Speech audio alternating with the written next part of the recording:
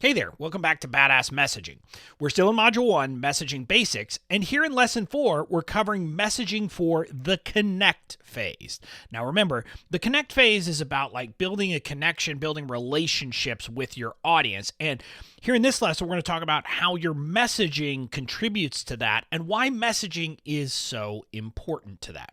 Now, here's a quick truth bomb. Connection comes from communication, so your messaging plays a pivotal role in the connect phase, right? I mean, it's pretty simple, but sometimes we miss it, right? That if we're going to communicate with our audience, which we have to do, that's all part of our messaging, and we should be intentional in thinking through what is it that we want to communicate to them. Now, I'm not going to stress that you have to be overly tactical in everything you say.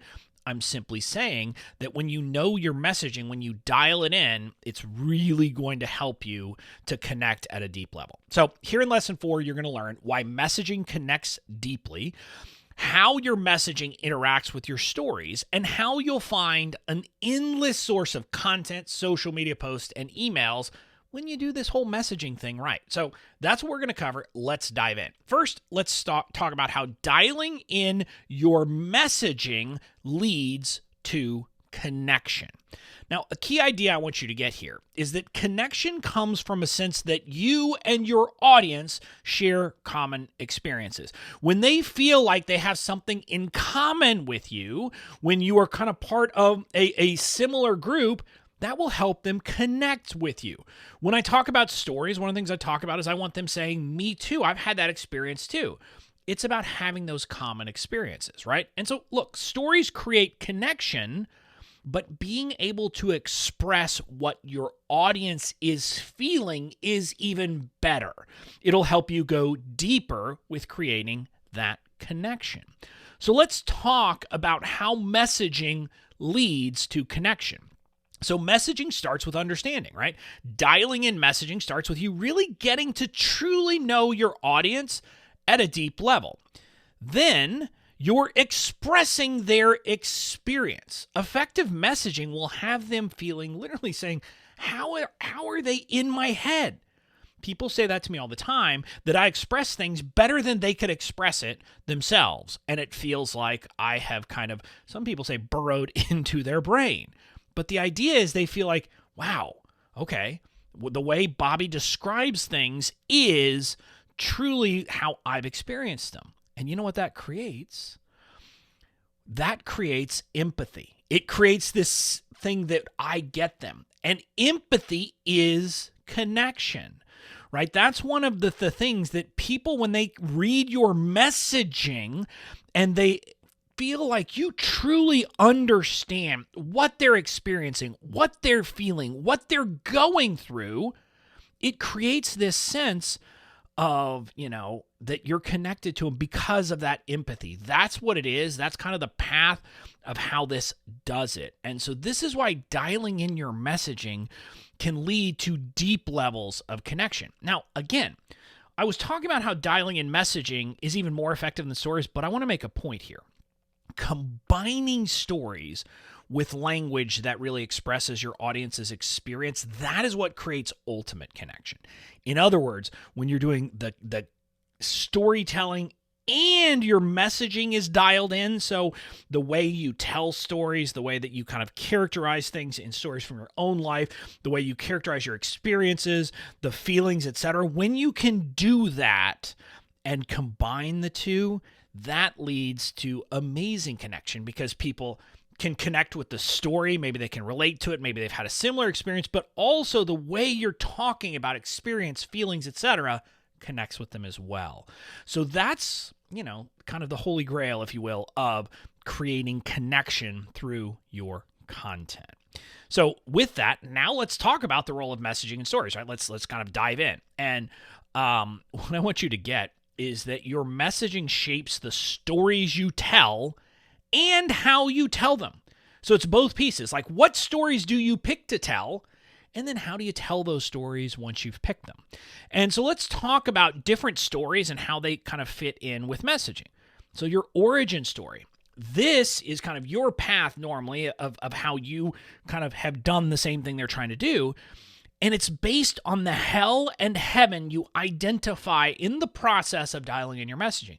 We're going to talk about that in a future module, but when you can really describe the hell and heaven that in a way that people say, that is exactly what I'm feeling, and that's exactly what I want, that connects. So that's how your origin story relates to your messaging. Now, also, we talked about an idea of message stories in online messaging foundations. I talked about this. These are just stories that convey one of your messages. So in some sense, we've been talking about messaging for a while now, but the idea is that you're going to have stories to convey important messages that you want your audience to adopt, to get, to understand. And then there's your cause story. And again, I talked about this in Online Marketing Foundations, how this is kind of in some sense, the holy grail of storytelling. This is kind of why you do what you do, what it is that motivates you. And generally, this will convey one of your core messaging themes or multiple of them. But it will really kind of convey an idea of value, something like that is something that runs throughout your messaging. And so you can identify it and kind of tell it in a way in the form of a story. And so this is just some examples. Now, again, you'll go deeper. Your weekly emails will have to, your stories for weekly emails should relate to things that, relate to kind of your messaging and to things that you're trying to convey to people.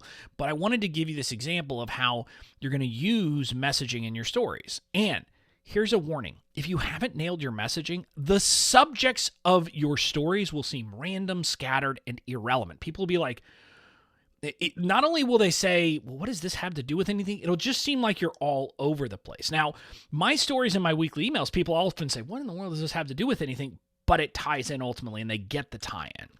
My point is, if you don't understand your messaging, it'll just seem like you're telling a bunch of random, unrelated stories that aren't leading anywhere. And although that's better than nothing, it's not going to help to really drive things home. So dialing in your messaging, though, also lets you pick specific strands to pull from your stories. In other words, like, what are different things that you want to pull out, right? That you want to kind of get it so that you really get what you're trying to pull out of these different stories, and also the words you'll use in those stories. And this is how your messaging isn't just helping you kind of find the topics, but it picks the words for you, right? If you identify words that your audience uses to describe the hell that they're in, okay? The pain points, their frustrations, etc. Guess what? Those words, to the extent they make sense and to the extent you can weave those through even personal stories, better. That's awesome, because that will help people get it. So when you tell your origin story, or when you tell about like other frustrations and other things in other contexts, if you can use the language that your audience is using, that kind of level of connection will really help you, or that kind of language will help you build that connection, because they feel, man, this person really gets me. So again, to quickly sum up, your messaging defines what stories you tell, but also the words you use and how you tell those stories and how you pull specific strands and specific ideas out of your stories. So that's kind of how messaging and stories, and you can see now how it leads to connection. But also a big thing I want you to get is doing the messaging work provides content. This is something I figure, I hear people all the time saying, I don't know what content to create. I don't even have ideas for content. To me, if I hear that, that's a sign that the person hasn't really taken the time to dial in their messaging. Because figuring out your messaging will give you endless ideas for content. Like, I am never lacking for content ideas because I have my messaging dialed in. And again, my messaging evolves over time.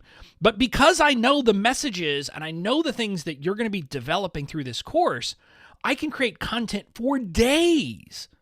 I mean, I could create I could come up with 3 years worth of content today that we could schedule out. Now, I wouldn't never do that because it wouldn't make sense, but that's how many ideas I have. And when you figure out your messaging, you should be able to come up with a lot of content ideas too. So let's talk about some of the content themes you can pull of things we're going to cover in this course that has to do with messaging. Now, one of the things you're going to learn in the next module is that messaging often starts by identifying mistakes and mistaken beliefs. In other words, you're going to identify things your audience is doing wrong and the beliefs that lead to those mistakes. Guess what?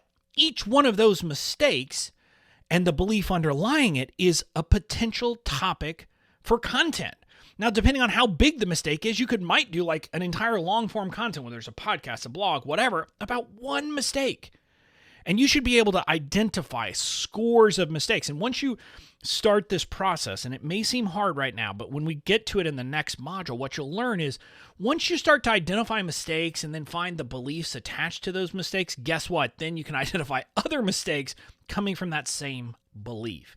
And it becomes this kind of never-ending cycle of finding different mistakes that people are making. And all of those are ideas that you could use for content.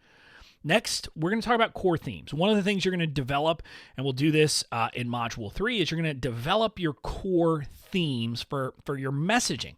Well, guess what? Your core themes for messaging should also lead to content. One way that I express it is, you should be able to come up with a dozen different ideas for content, for long-form content from each core theme, and it shouldn't be taxing. A core theme is something that is that kind of deep, and it's this strand of idea that permeates things. So that's another place where you'll be able to pull content themes. So again, you should be able to generate dozens of content ideas from the mistakes, mistaken beliefs, and core themes, and it should just give you content so you don't have to think about it. Oh, and by the way, because you understand your audience, you can use language that will connect in your content.